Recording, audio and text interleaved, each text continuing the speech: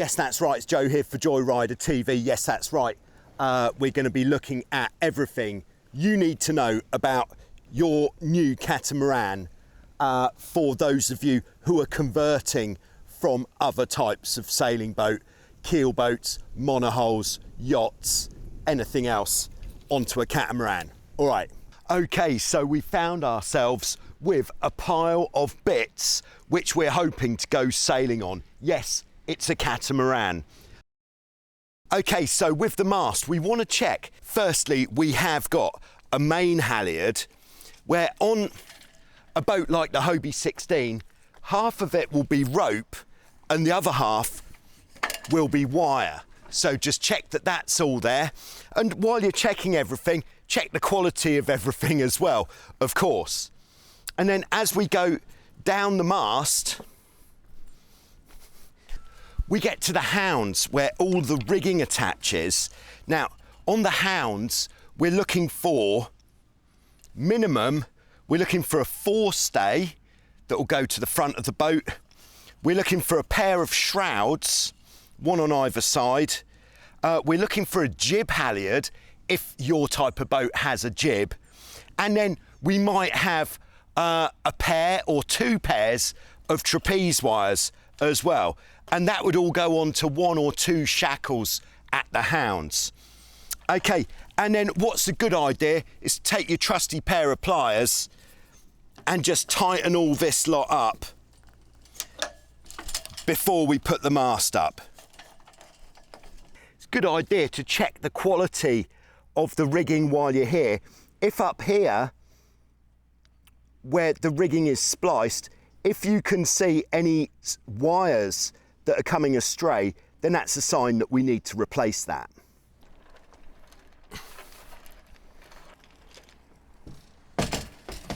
Okay, so I've laid the mast on the boat so that there's about 2 meters forwards of the front beam, just so it balances nicely. And we're going to keep it in this position just to get the rigging attached and organised. I've got it over to one side just so we can get hold of it a bit easier. But I'm gonna just working out here. So forestay is in the middle, one to the side of the forestay. Now that is the shroud. So we're just gonna take that.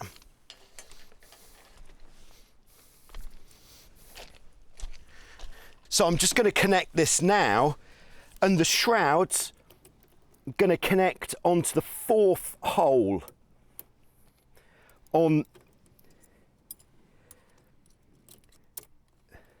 the stay adjusters. That is a good starting point for where to put your shrouds. I would say at this point, if you are sailing a Formula 18 or a boat like a Tornado, which has a very tight rig once it's up, then this is going to be slightly different. So do check out the relevant specific videos to those types of boat. Okay, so while we're here, we're also going to take the trapeze wires from this side and we're just going to pull them across. They might get caught up on a few things as we go.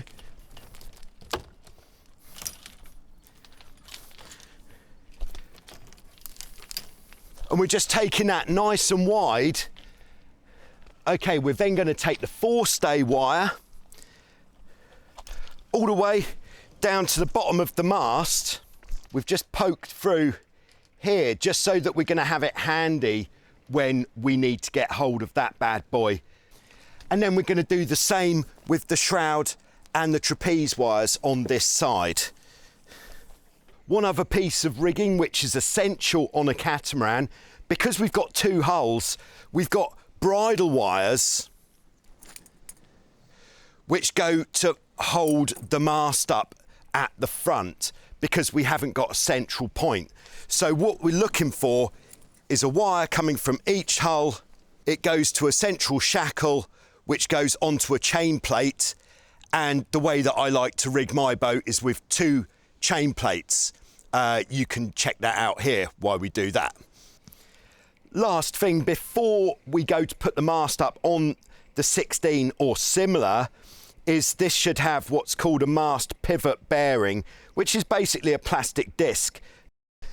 Okay, and what we're going to do, because we're doing this solo, just to make it a bit easier, is we're going to put the launching trolley under the boat. And the way we generally can move the launching trolley under the boat is just with the foot, if this is this type of launching trolley with the nice cups that just, with the carpet, that just slide under the hulls. And we're actually going to put the launching trolley quite far back, because what we want to do is get the front of the boat on the floor.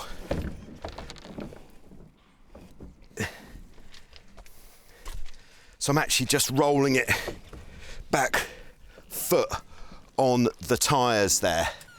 Okay, and now gently, because we don't want to put a dent in the mast, I'm just going to bring the front of the boat down to the floor.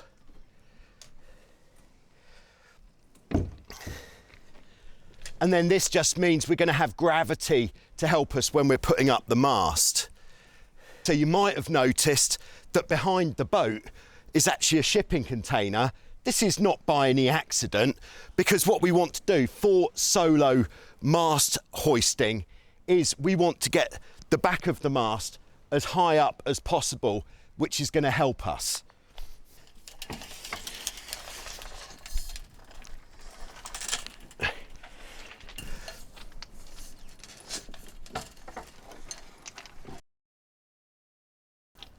Okay, so then what we're going to do is we're going to use this little fella on the 16, which is, I like to call it a Hobie 16 mast erector.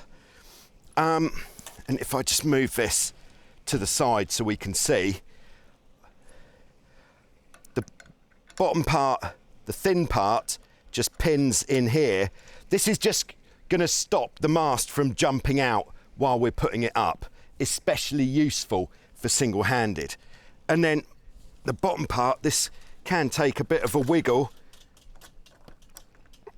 We're just popping that in there, pins all the way in so they can't come out. And then one extra bit for the single-handed mast raise is onto the bridle wires. I've got tied about 5 meters of rope onto the center of the bridle wires, and then I'm going to attach that onto the shackle of the jib halyard. Okay, and then the other part of the jib halyard, the bit that you'd pull, I'm just going to pull that. And in fact, I'm going to shorten this significantly so that we've got a bit more rope that we can pull on the jib halyard. Everything will become obvious as we actually put the mast up. Okay, and then to make it easier to pull, what I'm actually going to do is put it under the front beam and then just onto this horn cleat on the side here so that I can easily get hold of it. We're just going to use that once the mast is in the upright position to secure the mast. Okay, so just final checks before we actually go to put the mast up. We just want to make sure that none of the rigging wires or anything is going to get caught once we start putting it up. You may be wondering, is it really okay to have the bows of the 16 on the stones? The 16 has got very strong hulls, as have a lot of catamarans, which either have plastic hulls or this hard fiberglass bottom, which is either asymmetric or a skeg hull, but definitely not with your brand new Tornado. Okay, and then I'm gonna not go any further back than where we've put the trolley, because if we do that, the boat might pop a wheelie. We don't want that to happen. This is when having a friend could come in handy, because they could grab the trapeze wires and pull the mast forwards.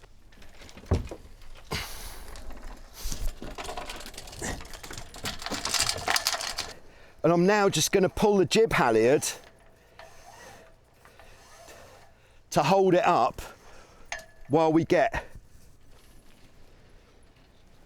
the forestay attached. So I'm pushing the mast forwards with one hand, and then with the other hand pulling the jib halyard, and I'm going to pull that fairly tight. I'm just going to tie that off on that cleat that we looked at before. Okay, so now I've just got to attach the forestay. Here it is, and that is just going to pin onto top forestay. Now with a Hobie 16, the mast is going to be loose. It's going to be held up but loose until we get the jib up, so don't be alarmed.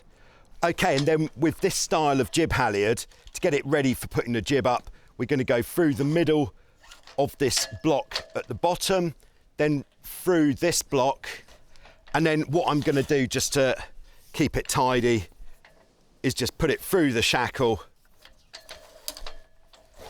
and put the rope into that cleat just there.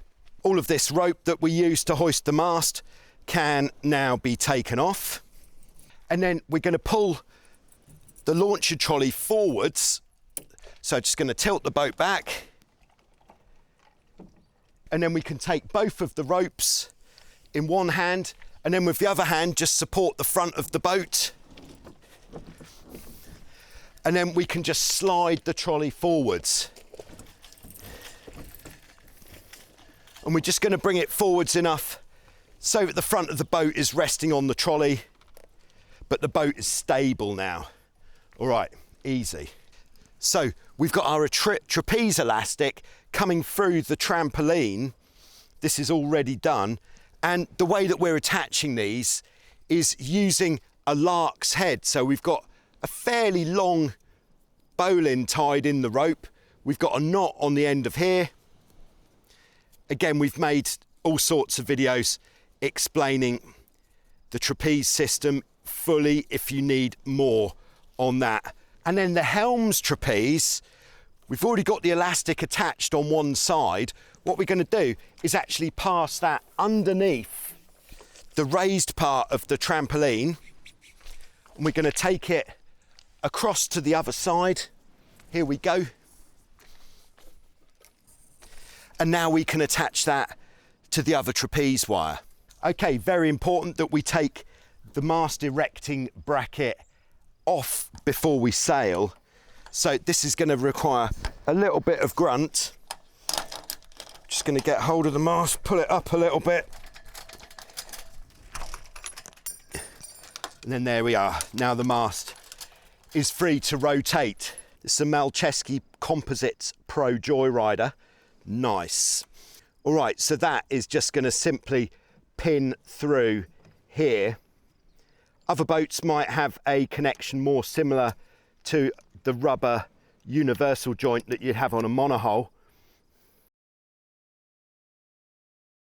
Okay, so we've attached the main sheet to the traveller car, and just to make it as simple as possible, the main sheet is our ultimate control for the mainsail, and the traveller car is just to change the angle of attack, which we would do for either point of sail or if we're always overpowered and we're constantly having to release the main sheet. We take the end of the main sheet, and then this becomes the traveller control line. So we go through the cleat, through the fairlead behind the cleat, and then this is the trick shot through the middle of the traveller car. And then on the back beam, there'll be a little fairlead where we go down through there, figure of 8 in the end. And then the power in the sail will always try to take the traveller out. So we just use this to hold it in the position where we want it to be. So most important before we put the boat in the water is to put in the bungs. Most types of catamaran will have bungs. Okay, I prefer to start off by putting up the mainsail because it means the jib isn't in your way while you're doing it. And I usually roll the mainsail up from the top just because that's a bit easier. So we'll just start off by unrolling the mainsail. If you haven't used the boat before, it is a good idea to check that all the battens are tied in correctly. So we'll attach the wire part of the halyard to the top of the sail. There should be a shackle to do that with. And then if you look up the mast, you can see that the halyard rolls over the top of the mast. So we pull the rope part of the halyard and we introduce the sail into the mast.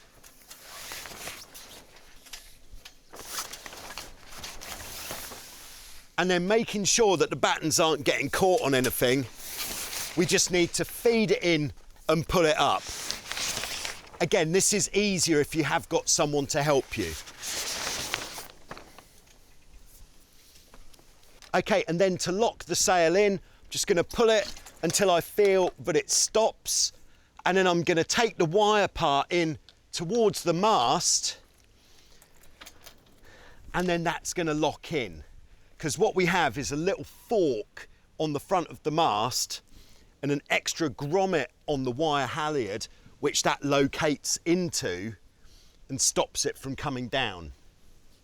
All right, but this is a difference with catamarans, is they all have a locking system at the top of the mast, just because the mainsail does get put under a lot of tension and we need to make sure that the halyard isn't going to stretch.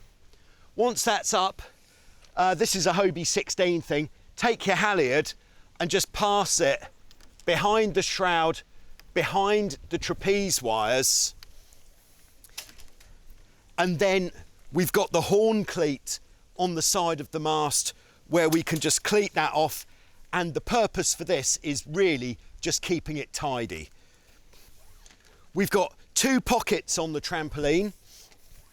One we're using just for the capsize righting line, and then the other one we're going to use for the halyards. Making sure it's not going over any of the other ropes, and into the pocket. Then we've got this part, the gooseneck slider, which is just going to go into the mast track. The downhaul is a very important control on the catamaran because we use it to control very much the general shape of the sail on the boat.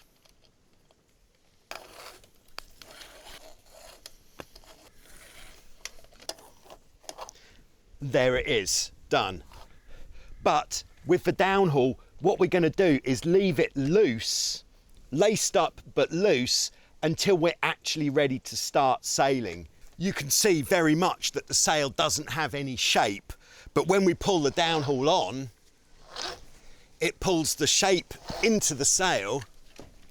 It means if there's any wind, the sail could start flogging quite violently. On a Hobie 16, we're always going to start with the jib attaching to the bottom front corner at the tack. And this just pins onto the chain plate. Hole number 3 or 4 from the bottom is a good starting point. We just want to make sure there's no twists in the halyard. Good way of doing this is by pulling the front part.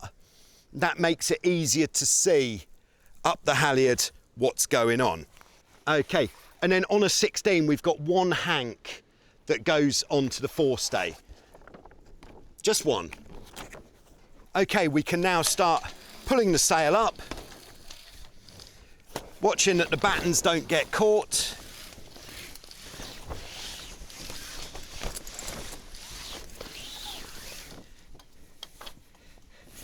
And then on the Aussie system, the halyard goes into this cleat on the side of the mast. On the standard system, it will just go to a horn cleat like this. And then what we need to do with the jib halyard is get our rig tension on, which we do using a technique called sweating the halyard, where you take the halyard from here, pull it forwards, and then pull the slack through the cleat.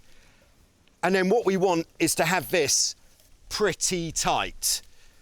We want to make sure the mast can still rotate freely, but we want it in the light winds as tight as possible, but so the mast will still rotate freely. So once that's done, we're not just going to rely on the cam cleat here to hold the rig tension, we're also going to put it round the horn cleat as well, and then the halyard is going to go in the pocket with the main halyard.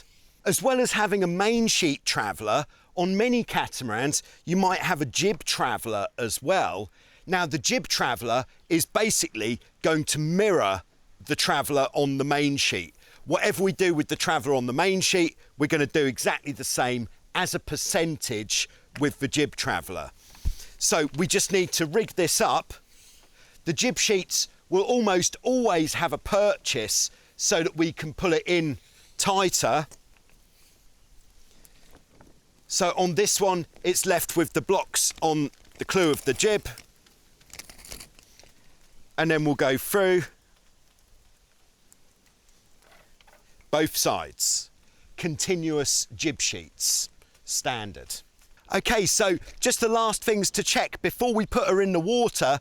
Firstly, we want to make sure that the trampoline is pretty tight. So do check that the trampoline lacing is tied up properly. It hasn't come untied at all. So almost essential to have on your boat is some sort of wind indicators at the front. The most simple and most readily available are just to have some streamers tied about halfway along the bridle wires, about 10 inches a piece. This is some chopped up tape. I wouldn't put the wheels under the boat until you're actually ready to put it in the water, but for the purpose of today, we're going to put the wheels in first. So if you're pushing it under with your foot, if you get to the point where you can't really do it anymore, just grab hold of the righting line and then you can just push the wheels under with your foot. If you have got somebody sailing with you, then you can have one person lift the boat at the front and the other person can actually physically push the wheels under with your hand. What we want to do is get the wheels level with the shrouds, and then coming from each end of the trolley you should have a rope, and then if we tie the rope to the bridle wires, this is going to stop the trolley from slipping, but it's also going to make it easier for us to get the trolley out once the boat is in the water. Okay, and then before you put your boat in the water, a very good idea is just to familiarise yourself with the rudder system, because on most catamarans the rudder system has a locking mechanism rather than a rope which you might have on a monohull. So what we would generally do is lift up the tiller arm like this, push the blade to the back, and then it locks down. And the design is so that if you do hit something at the bottom, it will just unlock. The part that locks it in is this, which is a rudder cam on a Hobie, and we just need to make sure that the cam is in this position before we try to put the rudders down. Worth checking before you put your boat in the water. So again, one hand on the top, one hand on the rudder blade, and we'll just push it down like this. Okay, and then if you are sailing where you can't put the rudders down fully before you go out, the other way that you can do it is to grab the tiller arm at the end, push it backwards. So lift up, push it backwards till the rudder blade is all the way down, and then just push it down to lock it in. But make sure the rudder blade is all the way down before you push it down. That is how we get that down. And then if we do need to lift the rudder blade before it hits the bottom, similar, we can just lift up here and then pull it forwards to lift the rudder. There you go. Okay, so when we're wheeling the boat on the trolley, we're going to do this from the front, and we're going to keep the front of the boat a little bit closer to the ground, because That way we know that we're not going to accidentally hit the back of the boat on the floor. Okay, of course we're keeping the boat head to wind whenever we can when manoeuvring it on land with the sails up. And because we're on our own, we're going to attach the main sheet before we put the boat into the water. So we just want to make sure that the main sheet isn't twisted, because like if there's a twist in the main sheet like this, it's not going to run very well. So what we can do very easily is if we take the rope at the back, run our hand along it and get that so it meets the top block. See that twist there? Then all the ropes are aligned.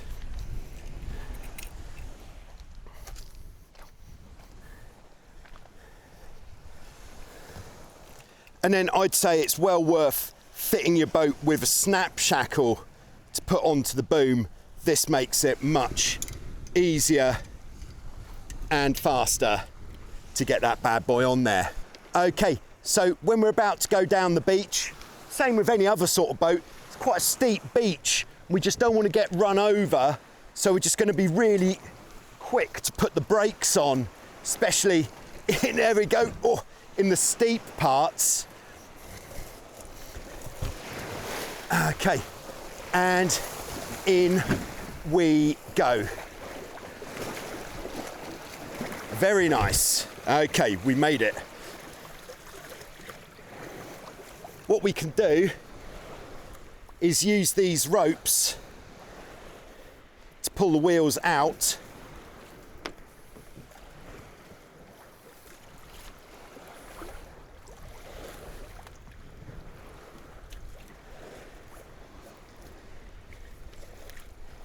Okay, so holding both of them, just pulling the wheels forwards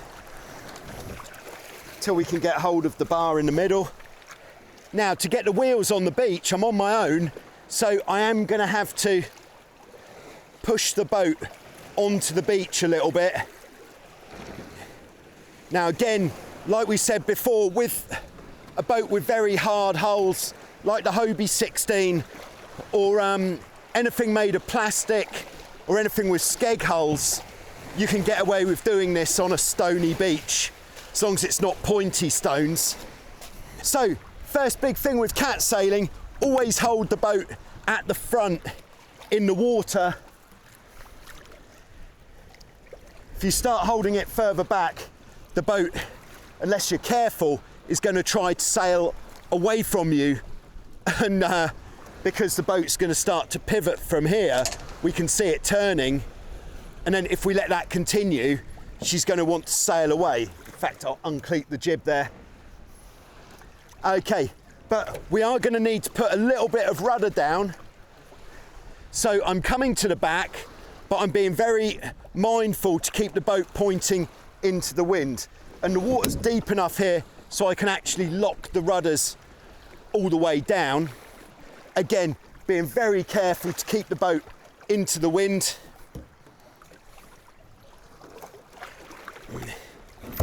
Okay, rudders are down.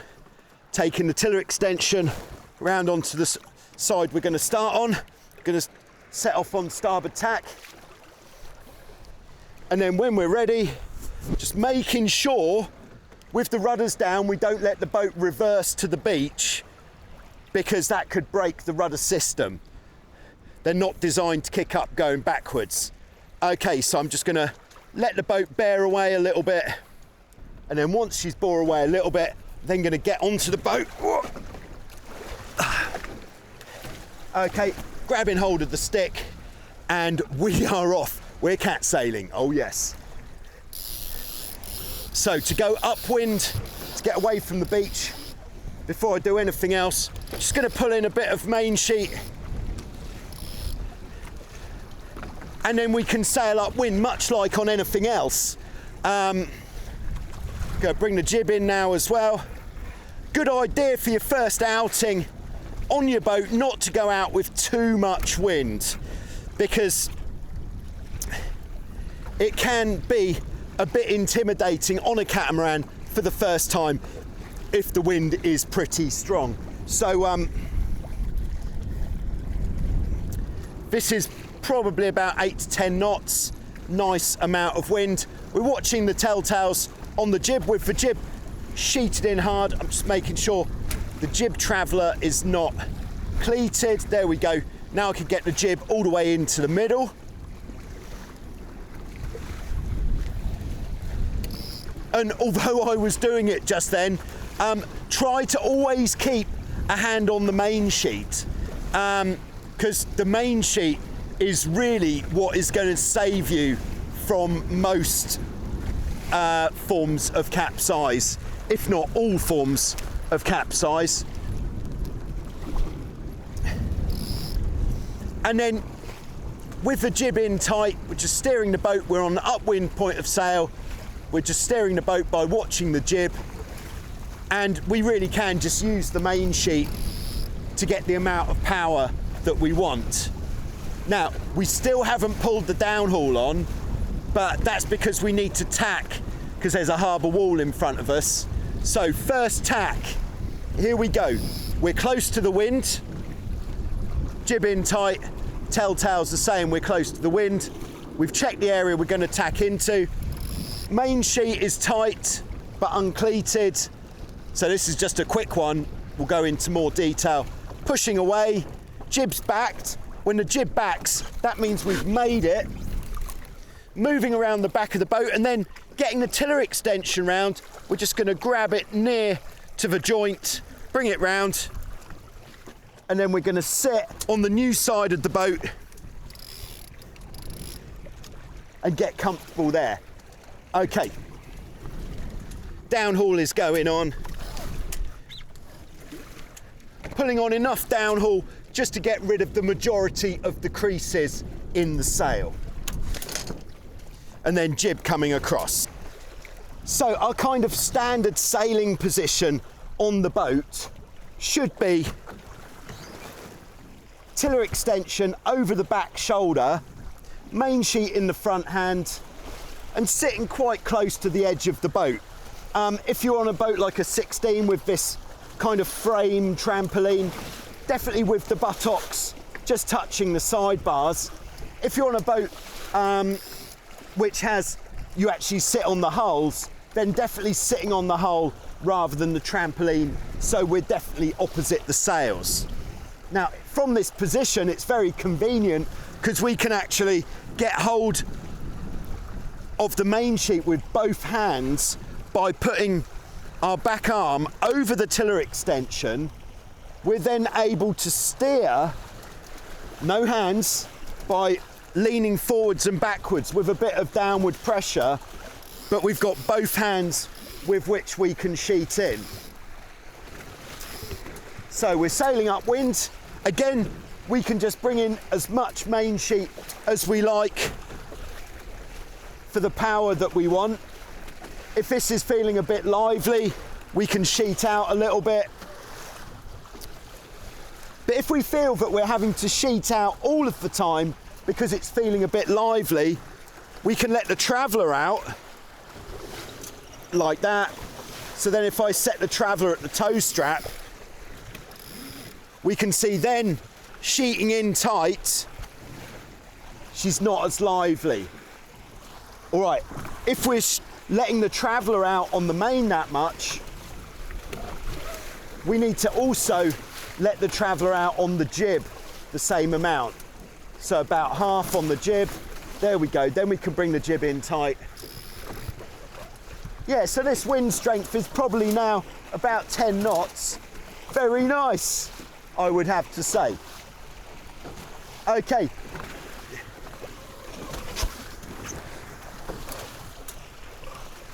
So we need to go for another tack.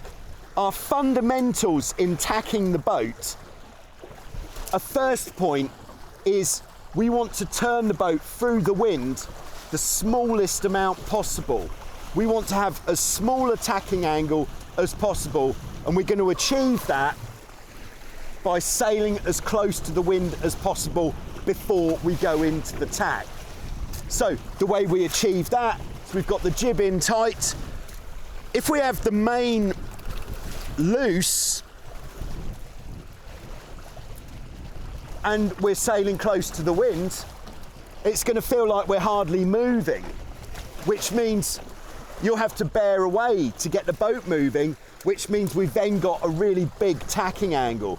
So it's having the main sheet in tight that allows us to sail close to the wind,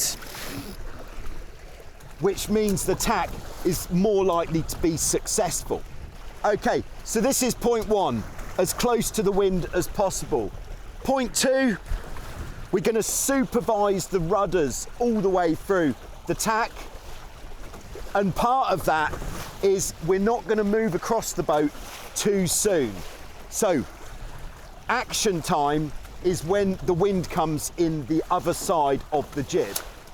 When the jib backs, that's when we know that the tack is successful. All right, and then point number three is as soon as the jib backs, we're also going to release the main sheet. Okay, so I'm uncleating the main now, but holding it, getting ready to push the rudders across. When we're ready, we've checked the area. Okay, pushing the rudders across quite hard, watching the jib, waiting for it to back. Jib's backed, main sheet off. I'm still in no rush to get across the boat. As long as the main sheet is loose, supervising the rudders, taking the stick across. Okay, and if we're sailing with a crew, the time to bring the jib across is when you feel the boat is moving forwards again. If you're sailing slowly, then kind of similar. We're just waiting till the boat is going forwards, and then we'll just uncleat it on this side, and then we're going to pull it in on the other side. Now, if the wind is really light and the battens do keep getting caught on the mast, then what not to do is don't force it across using the sheets. Instead, stand up, physically grab the bottom batten, push it forwards, and that is what's going to make the battens clear the mast. So you are going to have to relinquish the controls for a minute there. Okay, so we're just going to go for one more tack, less words this time. So we're close to the wind, main sheet is in tight. One last tip is if we move our legs into this position so that our back leg is tucked under the front leg, it's naturally going to put us onto our knees facing the back. Okay, this time, as well as everything else, focus on how to take the tiller extension around the back. So here we go, turning into the wind, watching the jib. Jib's backed, main sheet off, and then going into the middle, stick still in the original position, grabbing it with the new hand next to the joint, then taking it all the way around, resting it on the hull on the other side, then sitting on the new side, looking forwards as soon as possible, and then we can bring the jib across. Nice. Okay, so I think that's upwind covered. So let's go on to a reach. Whenever we bear away on a catamaran, it's even more important that we keep our main sheet in the right position. So we need to sheet out as we bear away every single time. If we don't sheet out when we bear away, that is when we're most likely to put the bow of the boat into the water. You may have heard of this phenomena called the pitch pole. This happens by bearing away without sheeting out enough main sheet. So make sure you sheet out more than enough. Sheet out first, then turn until you really get a feel for it. Otherwise, you might stick the nose in. That's a safety point. Okay, so we're just on a beam reach here. On the beam reach, much like on a monohull, we're just going to choose where we're going, and then we're going to set the sails accordingly. We're going to use the telltales on the sail. If the inside telltales are lifting, we pull the sail in. If the outside telltales are lifting, we let the sail out. There we go, just like on a monohull. With the mainsail, if it's so windy that you're not sure that you want all that power, again, same as before, just sail with the main sheet looser for less power. And same as before, if we're constantly having to sail with a loose main sheet, then let the traveller out a bit more as well. Don't be afraid to let it out all of the way. Okay, so now it's time to start sailing downwind. This is a big difference between cat and monohull sailing, because on a catamaran, generally speaking, we don't sail straight downwind. We sail in a series of broad reaches where almost a mirror image of the angles that we're sailing upwind. How do we decide what angle we sail at? We watch the telltales, the wind indicators on the front, which we spoke about earlier. We're keeping those at 90 degrees. Yes, that's right, we're running out of water, so we are going to have to go for a jibe. Before the jibe, I'm just going to pull the traveller in a little bit to make sure that it can't possibly hit the end of the track. And then this will be a quick one, we'll explain the next one.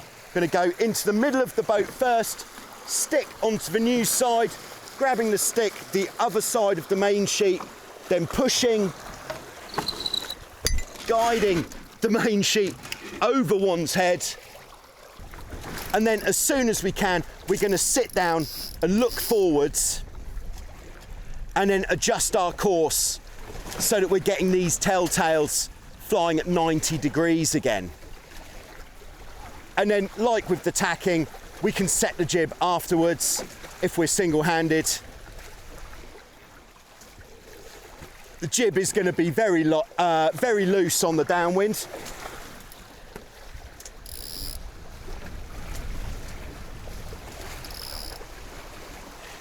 So with these telltales, these wind indicators at the front of the boat, we want to keep them going at 90 degrees on the downwind point of sail. This is as far downwind as we can sail efficiently. The reason why this is our optimum downwind angle is because it really is as far downwind as we can sail, but keeping airflow over both sides of the sails. That is why the catamaran is fast, as well as the two hulls having this airflow over both sides. And then we're using our apparent wind. So if you're not familiar with apparent wind, what it is we've got the true wind. This is number one, which is the wind that is just blowing. If we sail past a flag, that flag would show us the direction of the true wind.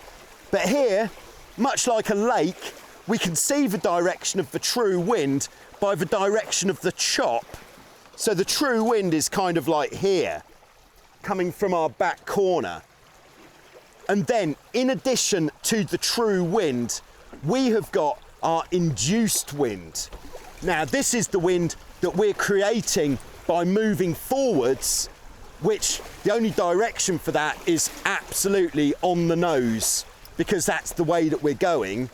So the wind that we're actually sailing the boat on is a combination of the induced wind and the true wind, and this is what we call apparent wind. And this is what our wind indicators on the boat, the tapes at the front, this is what they're showing us. So we're trying to keep that apparent wind at 90 degrees. If we start to speed up, what's going to happen, we're going to create more induced wind, and we can see those wind indicators are starting to come back towards us.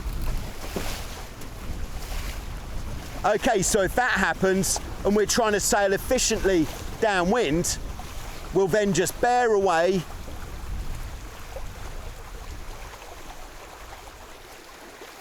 until they're going at 90 degrees again. And we'll try to do that as soon as it happens. So if you get a gust, boat starts going faster, your natural reaction on the downwind should be to sail more downwind, to bear away. The opposite, of course, is if the boat slows down, our level of induced wind is going to go down as well, which means that those wind indicators at the front are going to start going forwards, which means if we want to continue sailing efficiently, we then head back up towards the wind. If it's getting pretty windy, like we said before, every time that you feel that you're getting overpowered and you need to bear away to take care of the power, ease the main sheet as well. And then when you come back up towards the wind, you could just bring in an armful of main sheet at that time. So our main power control, much like if you were sailing with a spinnaker, is if you get a gust of wind, just bear away a little bit, sheet out a little bit, just keeping those telltales at 90 degrees. Of course, if you were sailing in more wind, the bows of the boat might start dipping. So we're going to sail with the sails further out, but also we're going to get further back on the boat to counterbalance that pressure that's pushing the bows down. But if the bows aren't going down, we want to try to keep the boat upwind and downwind. We want to try to keep it flat fore and aft. So if the bows are lifting up, we want to go forwards. If the bows are going down, we want to go back on the boat. Okay, now let's go for another jibe. So starting off the jibe with that apparent wind on 90 degrees. Same thing with the legs as on the tack. And then making sure the apparent wind is correct. And then we're going to go onto our knees in the middle of the boat, stick to the new side, still going straight at this point, grabbing the stick on the new side. Main sheet is uncleated, pushing the stick and just guiding the main sheet across. There we go. And then sitting down on the new side as soon as possible, looking forwards, steering the boat back up to 90 degrees. Now, is it okay to throw the stick in the water? Yes, but it's not quite as good. It's not as good, and perhaps it's not as safe. So let's go for a stick in the water jibe. All right, we're going to jibe, stick in the water, then we can just grab hold of the bar here, grabbing the main sheet here. We're going to do an extra hand movement, picking up the stick.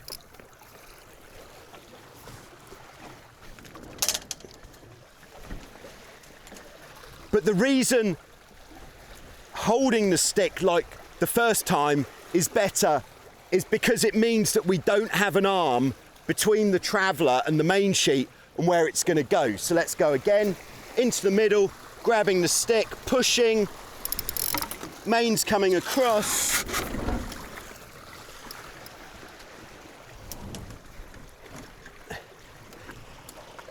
And then sitting down and adjusting our course as soon as possible.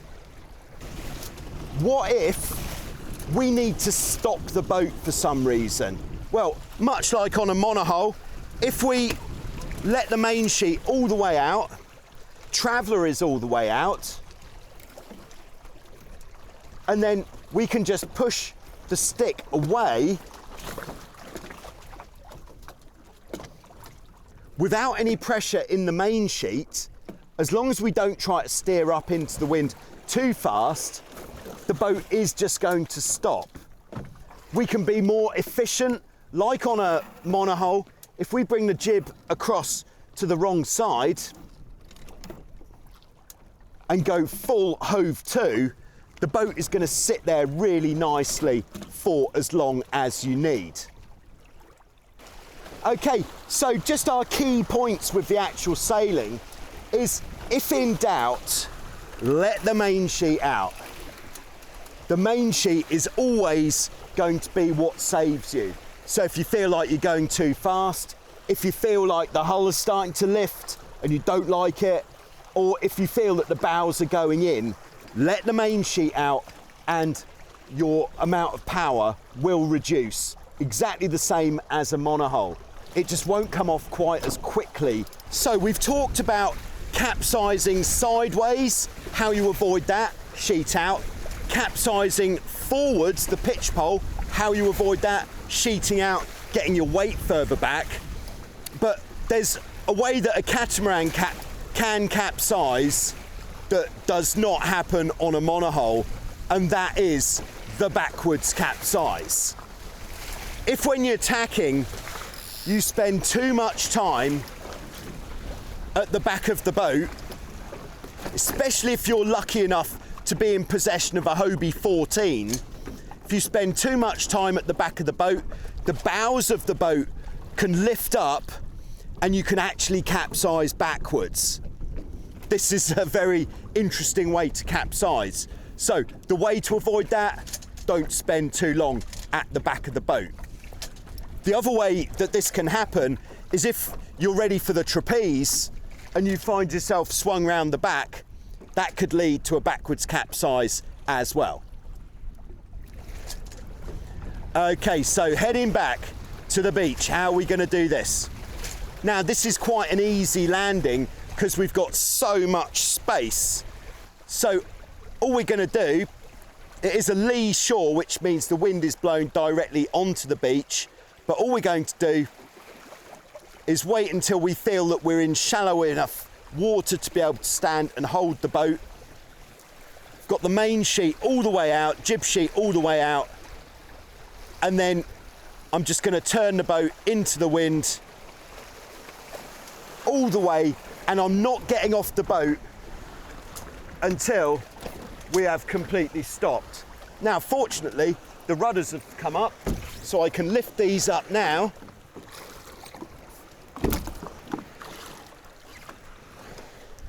And like we did when we went hove to, the boat isn't going to start moving forwards. And what I can do now is jump off the boat and grab the bow. Nice. Okay, and then like we did when we put the trolley on the beach, we are just going to have to rest the back of the boat on the beach for a second to get the wheels.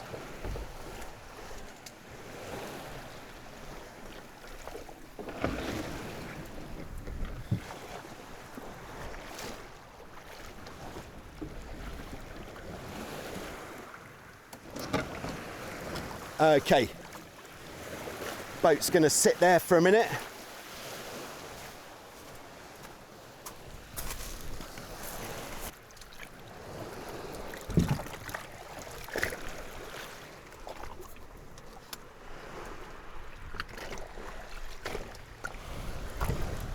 Okay, so much like we did on land, I've just put the wheels under the front of the boat, and then I'm just going to push them back with the cups the right way up. That is important, until we get the wheels under the shrouds.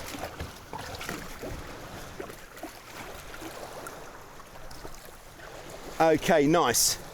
And then I'm going to grab the ropes, tie those bad boys off at the front.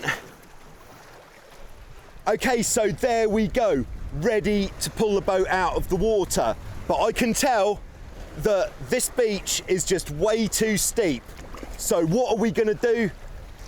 Check out the video on I couldn't get the boat out of the water to find out how we're going to get it out of the water.